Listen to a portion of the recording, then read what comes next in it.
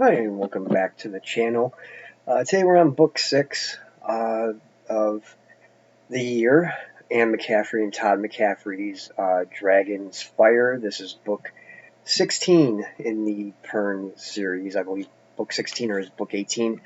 And before I get into this, if you haven't seen the video for Dragon's Kin, you might want to go back and watch that one first, because part 1 of this book happens during the time of Dragon's Kin, just from a different perspective, and it gives you some ideas of how and why things happen.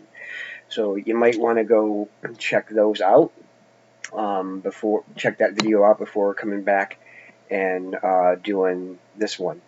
And as always, I ask if you could please subscribe to the channel, like the video, subscribe to the channel. It helps me out. Leave a comment below. Let me know what you think of this series. And if you have any suggestions for me to read in the future, I'm always open. Also turn on the notifications so you know when new videos come up. So anyway, going to this book, I read a review on Goodreads for this book, saying that they keep having to find Pern problems with Lord Holders, and I didn't see that in this one. Not with the Lord Holders. There was a guy who there are actually 3 guys who are, I will say, pardon my French, asses. But they are, and they're characters that you just really don't like. And 2 of the 3 find their, I guess, the justice or their comeuppance. One, you would remember if you read Dragon's Kin, or you saw the video for this. Tarek, the uncle to Natalon, who was trying to mine to create a new mine. Instead of being a camp, it becomes a mine and then possibly a hole.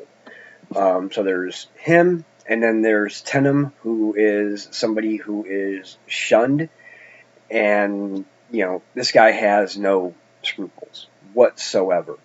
Very, very selfish.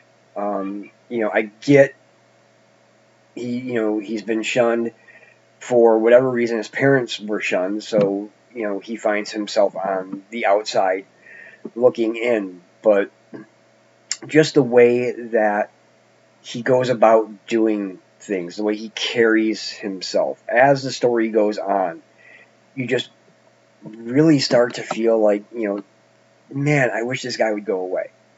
Because everywhere he goes, it's just causing trouble. That's all he does.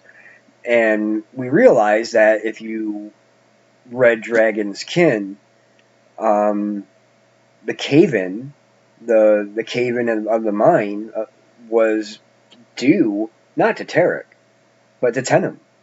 Tarek was just the one that said, nobody go and rescue that group.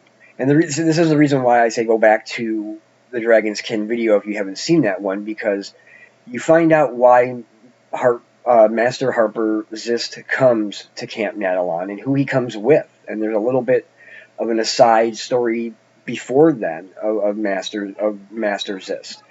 So we find out, we see through Pilar's eyes. That's part 1.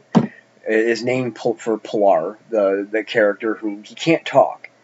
He has a slate, and he's basically an adopted son of Zist. He's not Zist's son, but basically we don't see him in Dragon's Kin because he's always hidden, which is what Zist wants him to be. He doesn't want people to find out he is there. So but through his eyes, we see the different things that are happening. We see what's going on with the group of shunned kids. We see how Hala, who is another, another of the shunned, female, at this point when the book starts, I think she's like about 9 or 10 years old, or as they say, 9 or 10 turns old. That's how they refer to the years, as turns. But You see where, she at first she looks up to Tenem. He's basically her teacher. But as the story goes on, and she sort of sees the difference between the two, Pilar and, it becomes a no-brainer who she wants to stick with. Tenem is not the guy that she thought he was. He was just becoming ruthless and more dangerous every single day, and every time something new would come up, he'd have a different idea, and that idea would usually lead to something very destructive.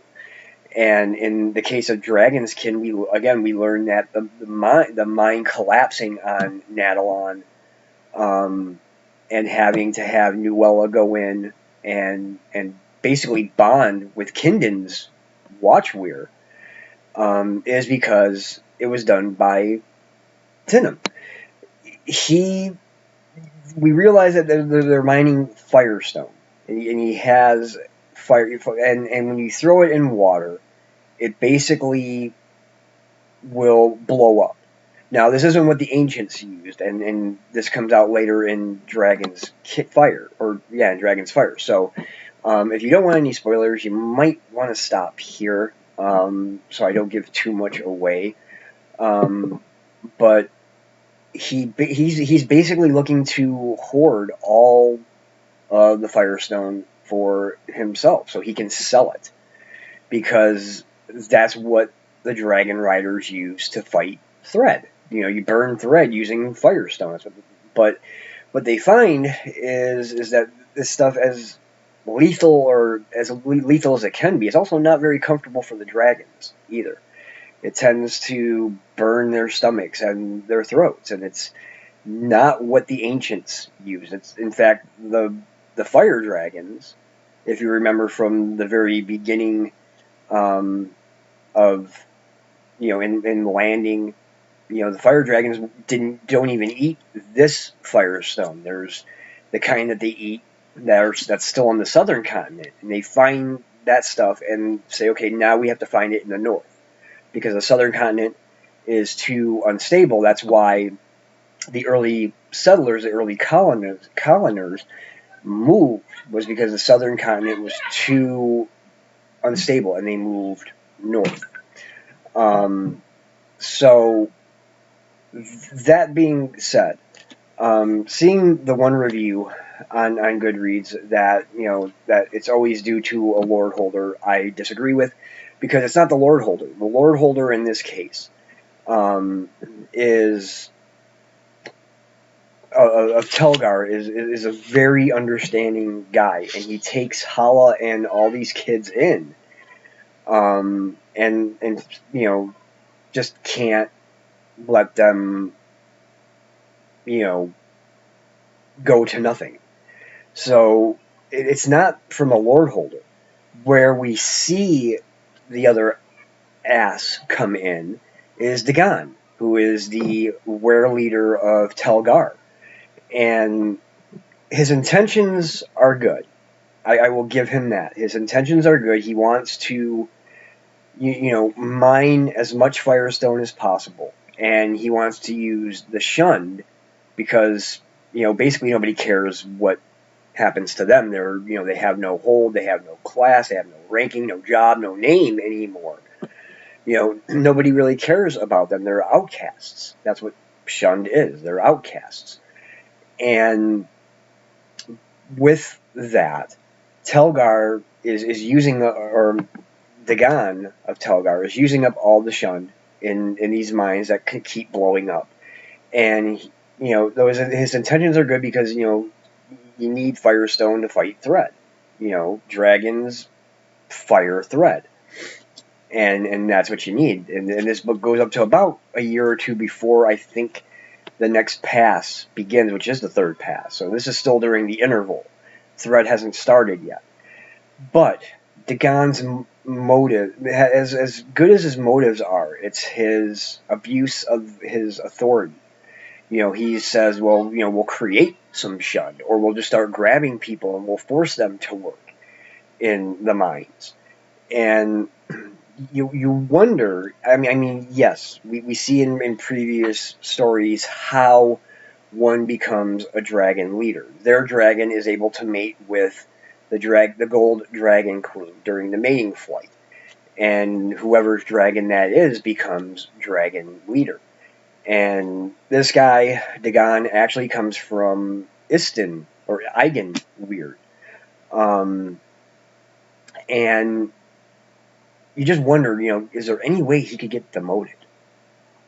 Because even some of the other dragon riders from the other weirs say, too bad the queen couldn't have realized that, this guy was not what, not what he should be. And he is very much absent for the last probably 30, 40 pages of the book. So I'm sure as the past starts, we will see what happens with him, whether he dies or whether something happens to him. I don't know. I'm going to get there eventually. The next book up I know is I believe it's Dragon Harper. That's the next one up, which I think is another Anne and Todd book. Maybe Todd on his own, but I haven't really looked at it yet. But that's the next one I'm going on to. But anyway, my opinion of this book is I like the characters. I thought Pilar was a nice addition. I thought Hala, she was somebody that you sympathized with.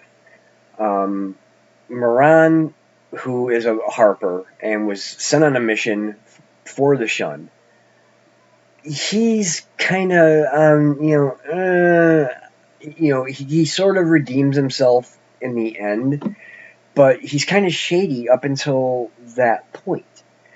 But a lot of the new characters that come in to play are, I think, are characters that you're rooting for. Kristoff, Tarek's son, who is the bully in the beginning of Dragon's Kin, he ends up really redeeming himself because of his father, what his father ended up doing, and his father ends up shunned. And he gets a nice little surprise at the end, and I'm not going to let you know what that is. It's a cool surprise, so I'm not telling you, he's dying, but I liked it. I liked the story. I liked the book. I disagreed with some of the reviews I saw on Goodreads. I think, during the intervals, I think, every society has issues. They have problems. And I don't think it's necessarily the McCaffreys having to pull stuff out of their butts to make a story. This is something that, obviously is needed to fight the enemy, fight threat that is going to be coming. And they need to make sure that they have enough, that they, that all the weirs have enough to be able to fight off, to protect their holds. So I give it a 5-star. I liked it. I've liked every book in the series so far. I'm going into each one sort of guardedly optimistic. The ones that are shared authors, with Todd's books, I'm going to go in very very guardedly optimistic because of what I have been told by some people. But I think, this book, I think it holds its own. It's 2 parts.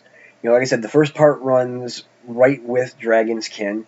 So if you read Dragon's Kin and then you read Dragon's Fire, part 1 is you're going to see a lot of the same things happening, but from Pilar's view, from Tenham's view, from Hala's view, from Moran's view, from the different characters, the new ones that are introduced.